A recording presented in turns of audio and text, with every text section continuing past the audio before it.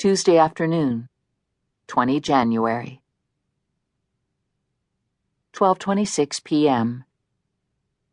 I, Florentyna Kane, do solemnly swear I, Florentyna Kane, do solemnly swear that I will faithfully execute the office of the President of the United States, that I will faithfully execute the office of the President of the United States, and will to the best of my ability preserve, protect, and defend the Constitution of the United States, so help me God. and will, to the best of my ability, preserve, protect, and defend the Constitution of the United States, so help me God.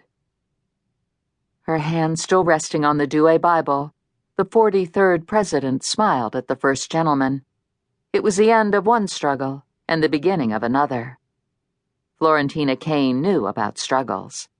Her first struggle had been to be elected to Congress, then the Senate, and finally 4 years later when she had become the first woman Vice President of the United States. After a fierce primary campaign, she had only narrowly managed to defeat Senator Ralph Brooks on the 5th ballot at the Democratic National Convention in June. In November, she survived an even fiercer battle with the Republican candidate, a former congressman from New York.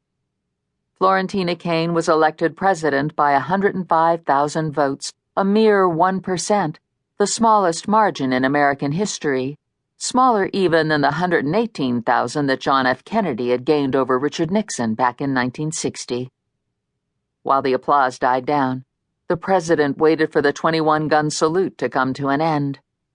Florentyna Kane cleared her throat and faced 50,000 attentive citizens on the Capitol Plaza, and 200 million more somewhere out there beyond the television transmitters.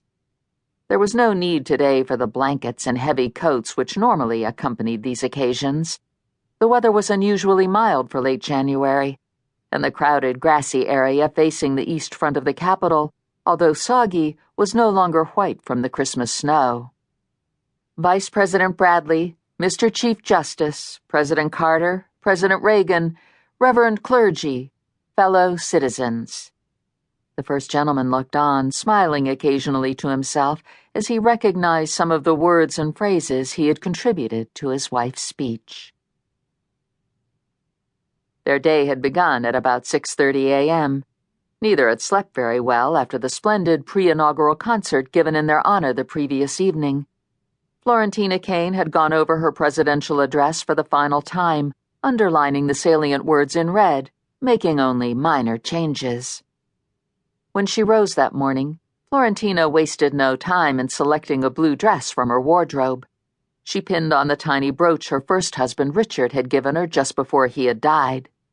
Every time Florentyna wore that brooch, she remembered him.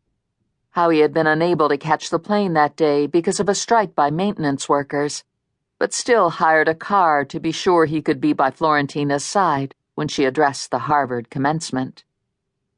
Richard never did hear that speech, the one Newsweek described as a launching pad for the presidency, because by the time she had reached the hospital, he was dead. She snapped back into the real world of which she was the most powerful leader on earth, but still without enough power to bring Richard back.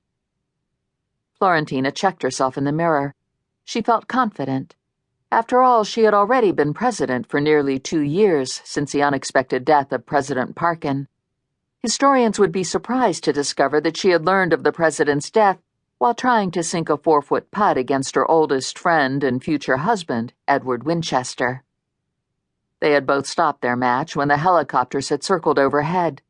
When one of them had landed, a Marines captain had jumped out and run toward her, saluted and said, "Madam President, the President is dead."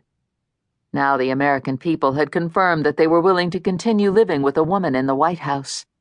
For the first time in its history, the United States had elected a woman to the most coveted position in its political life in her own right.